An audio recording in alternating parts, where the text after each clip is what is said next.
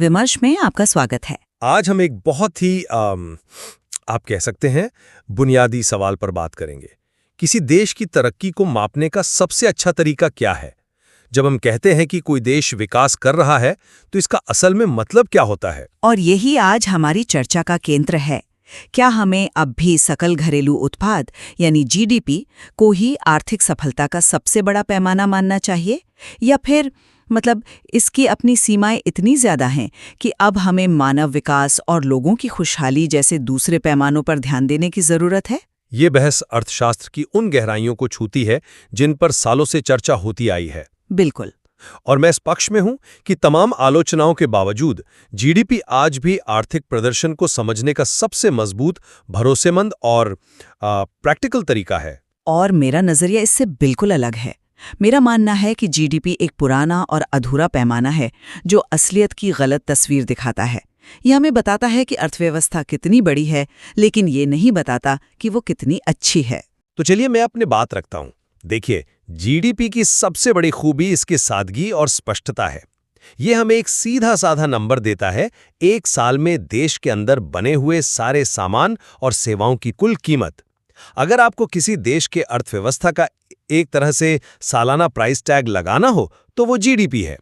एक कप चाय से लेकर एक नए फाइटर जेट तक सब कुछ इसमें शामिल है। इसकी शुरुआत 1930 के दशक में हुई थी और 1944 के ब्रेटन वुड्स सम्मेलन के बाद इसे पूरी दुनिया ने अपना लिया। आज ये एक ग्लोबल स्टैंडर्ड है।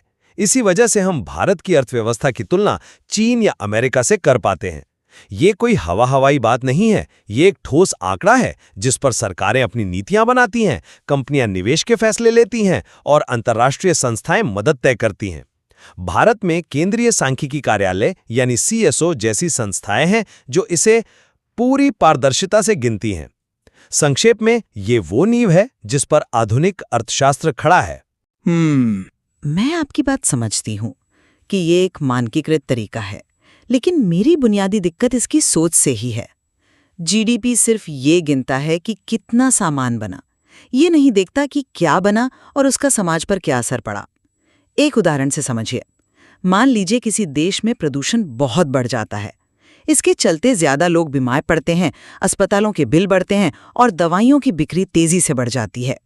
ये सारी गतिविधियां, अस्पताल का खर्च, दवा की बिक्री, जीडीपी को बढ़ा देंगी। क्या हम इसे तरक्की कहेंगे? या मान लीजिए एक बड़ा तेल का रिसाव होता है, उसकी सफाई पर अरबों रुपए खर्च होते हैं, ये खर्च भी जीडीपी में जुड़ेगा। तो क्या हमें आपदाओं का जश्न मनाना चाहिए क्योंकि वो जीडीपी बढ़ाती हैं? यहीं पर जीडीपी की सोच खोखली साबित होती है। ये अच्छी और बुरी आर्थिक गतिविधि में फर्क नहीं करता। इसी कमी को भूटान ने 1972 में पहचाना था जब वे सकल राष्ट्रीय खुशहाली का कॉन्सेप्ट लेकर आए। और आज हमारे पास मानव विकास सूचकांक यानी HDI जैसे बेहतर पैमाने हैं जो सिर्फ पैसे को नहीं बल्कि शिक्षा और स्वास्थ्य को भी बराबर का महत्व देते हैं। ये देश का रिपोर्ट कार्ड है, सिर्फ बैंक बैलेंस नहीं। एक मिनट, आप जिन उदाहरणों की बात कर रही हैं वो जीडीपी की कमजोरी नहीं बल्कि उसकी खूबी को दिखाते हैं। जीडीपी का काम नैतिक फैसले सुनाना नहीं है, उसका काम सिर्फ आर्थिक गतिविधि को मापना है, चाहे वो अच्छी हो या बुरी। ये उसकी निष्पक्षता है। और जो सामाजिक पहलू हैं जैसे स्वास्थ्य और शिक्षा, वो जीडीपी ग्रोथ से ही तो आते हैं। जब देश की अर्थव्यवस्था बढ़ती है तभी तो सरकार के पास टैक्स के रूप में ज्यादा पैसा आता है जिससे वो अच्छे स्कूल और अस्पताल बना सकती है। जब फैक्ट्रियां लगती हैं तो लोगों को रोजगार मिलता है, उनकी आय बढ़ती है और उनका जीवन स्तर सुधरता है। आप जीडीपी को असल विकास का विकल्प बता रही हैं, जबकि सच तो ये है कि जीडीपी ही उस विकास का इंजन है। बिना आर्थिक ग्रोथ के आप सामाजिक कल्याण के लिए पैसा कहां से लाएंगे? नहीं, मैं इस बात से बिल्कुल सहमत नहीं हूँ।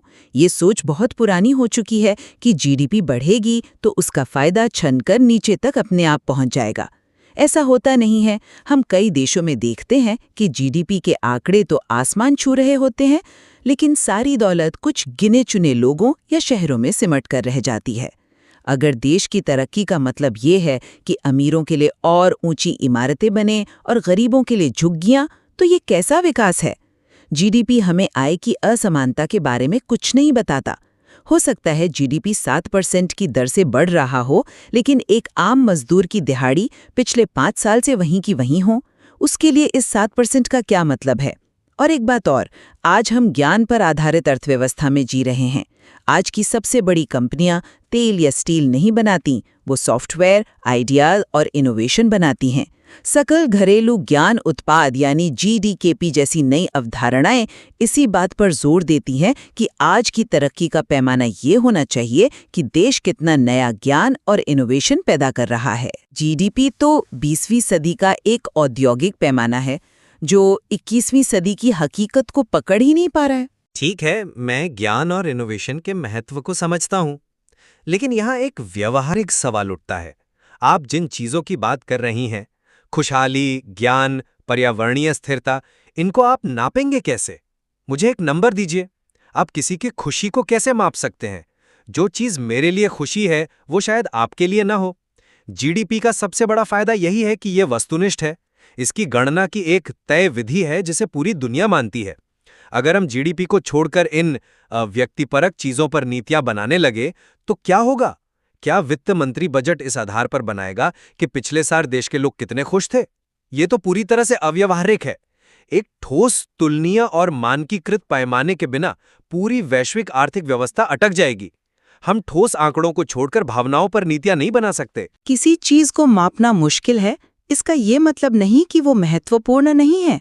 ये तो चुनौती से भागने वाली बात हुई। और ये कहना भी गलत है कि इन्हें मापा नहीं जा सकता। संयुक्त राष्ट्र विकास कार्यक्रम यूएनडीपी ने मानव विकास सूचकांक यानी एचडीआई के जरिए ये करके दिखाया है। उन्होंने स्वास्थ्य को मापने के लिए जन्म के समय जीवन प्रत्याशा का आंकड़ा लिया, शिक्षा को मापने के लिए स्कूली शिक्षा के औसत वर्ष लिए। ये सब ठोस, मापने योग्य आंकड़े हैं। ये दिखाता है कि अगर इरादा हो तो हम पैसे से आगे बढ़कर भी प्रगति को माप सकते हैं। असल में सिर्फ प्रशासनिक सुविधा के लिए एक ऐसे अधूरे और अक्सर गुमराह करने वाले नंबर से चिपके रहना एक बहुत बड़ी, मतलब बौद्धिक भूल है। ये दुनिया की सारी जटिलताओं को बस एक नंबर में फिट करने की कोशिश है, और वो नंबर भी अक्सर गलत कहानी बताता है। हमें बेहतर पैमाने बनाने में मेहनत करनी चाहिए, न कि पुरानी और आसान व्यवस्था से चिपके रहना चाहिए। लेकिन आप नीति निर्माण की हकीकत को नज़रअंदाज कर रही हैं। सरकारें और केंद्रीय बैंक जैसे भारत का आरबीआई हर तिमाही जीडीपी के आंकड़ों का इंतजार करते हैं ताकि वो ब्याज दरें तय कर सकें, मंदी से लड़ने की योजना बना सकें और देश की आर्थिक सेहत का जायजा ले सकें। जीडीपी एकमात्र ऐसा संकेतक है जो पूरी अर्थव्यवस्था की एक झलक एक नंबर में दे देता है, जिससे तुरंत फैसले लेना मुमकिन हो पाता है। सोचिए 1930 की महामंदी के बारे में। उस भयंकर दौर से दुनिया को निकालने में जो आर्थिक सोच ने मदद की, वो जॉन मेनार्ड कीन्स की थी। उनका पूरा सिद्धांत, जिसे कीन्शियन पंप प्राइमिंग कहते हैं, इसी बात पर आधारित था कि जब अर्थव्यवस्था ठप हो जाए तो सरकार को पैसा खर्च करके जीडीपी को धक्का देना चाहिए। ये पूरी विचारधारा जीडीपी पर ही टिकी है। क्या आप कह रही हैं कि पिछले 70-80 सालों से दुनिया भर के केंद्रीय बैंक और सरकारें गलत मॉडल पर काम कर रही हैं? अगर हम आज जीडीपी को हटा दें तो क्या वैश्विक निवेश और शेयर बाजार जैसी व्यवस्थाएं ढह नहीं जाएंगी? मैं ये नहीं कह रही कि ये मॉडल पूरी तरह गलत हैं। मैं कह रही हूँ कि ये अधूरे हैं और खतरनाक भी हो सकते हैं। जब किसी सरकार का एकमात्र लक्ष्य जीडीपी का नंबर बढ़ाना बन जाता है तो वो अक्सर बहुत गलत फैसले लेती है। जीडीपी बढ़ाने के लिए वो पर्यावरण के नियमों को ताक पर रख सकती है, क्योंकि एक नई फैक्ट्री लगाने से जीडीपी बढ़ेगा, भले ही वो नदी को जहरीला कर दे। वो मजदूरों के अधिकारों को कमजोर कर सकती है ताकि कंपनियों का मुनाफा बढ़े और जीडीपी के आंकड़े अच्छे दिखे। ये सभी काम छोटी अवधि में जीडीपी तो बढ़ा देंगे, लेकिन लंबी अवधि में देश को सामाजिक और पर्यावरणीय रूप से तबाह कर देंगे। ये तो ऐसा है कि किसी मरीज को तेज बुखार है और हम बस थर्मामीटर देख के खुश हो रहे हैं कि देखो पारा कितना चढ़ रहा है। हम ये नहीं देख रहे कि उसके शरीर के अंदर कोई गंभीर इन्फेक्शन फैल रहा है जो उसकी जान ले सकता है। केवल जीडीपी पर ध्यान देना लक्षणों का इलाज करना है, बीमारी का नहीं। इसीलिए ease of doing business index या ग्लोबल हंगर इंडेक्स जैसे दूसरे सूचकांक जरूरी हैं, क्योंकि वो हमें बताते हैं कि असल में सुधार की जरूरत कहाँ है। देखिए, मैं इस बात से इनकार नहीं कर रहा हूं कि जीडीपी में कमियां हैं। कोई भी एक अकेला नंबर पूरी कहानी नहीं बता सकता, लेकिन इसे पूरी तरह से खारिज कर देना मतलब बच्चे को नहाने के पानी के साथ फेंक देने जैसा होगा। जीडीपी हमें ये तो बताता है कि अर्थव्यवस्था का आकार क्या है, वो किस रफ्तार से बढ़ रही है और कौन से सेक्टर अच्छा काम कर रहे हैं। ये एक बहुत ज़रूरी जानकारी है। एक बेहतर तरीका ये हो सकता है कि जीडीपी को मुख्य संकेतक बनाए रखा जाए और उसके साथ साथ हम एचडीआई या पर्यावरण से जुड़े दूसरे संकेतों पर भी नज़र रखें। लेकिन जीडीपी की केंद्रीय भूमिका को खत्म करना एक बहुत बड़ा जोखिम होगा। ये वैसा ही है जैसे आप एक डॉक्टर से कहें कि मरीज का तापमान या ब्लड प्रेशर देखना बंद कर दो, क्योंकि वो उसकी पूरी सेहत नहीं बताता। नहीं, वो जरूरी जानकारी है, भले ही वो पूरी कहानी ना हो। मेरा निष्कर्ष इससे अलग है।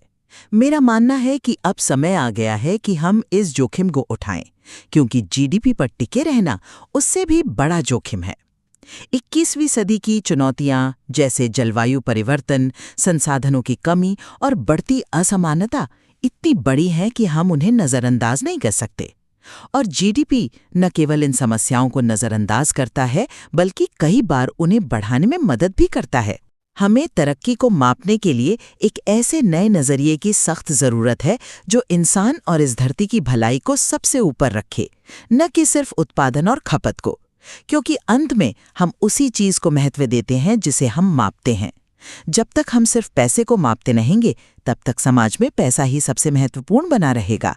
हमें साहस के साथ एक नए, ज्यादा मानवीय और समग्र पैमाने की ओर बढ़ना ही होगा। अंत में ये तो मानना ही पड़ेगा कि जीडीपी की अपनी एक मजबूत जगह है।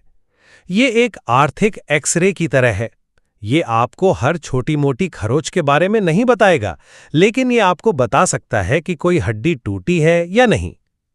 इसे दूसरे टेस्ट के साथ मिलाकर देखना समझदारी है, लेकिन एक्सरे को ही बेकार कह देना सही नहीं होगा। शायद इसका जवाब जीडीपी बनाम अन्य में नहीं, बल्कि जीडीपी और अन्य में है। ये बिल्कुल साफ है कि किसी भी देश की तरक्की की जटिल कहानी को किसी एक नंबर में कैद नहीं किया जा सकता। जीडीपी आर्थिक मशीन का एक महत्वपूर्ण पुर्जा दिखाता है, लेकिन वो पूरी मशीन नहीं है और न ही वो ये बताता है कि मशीन किस दिशा में जा रही है। आज के इस बातचीत से ये बात तो उभर कर आती ही है कि किसी भी विषय को गहराई से समझने के लिए अलग अलग नज़रियों पर गौर करना कितना ज़रूरी है, और इस सामग्री में सोचने और खोजने के लिए अभी और भी बहुत कुछ है।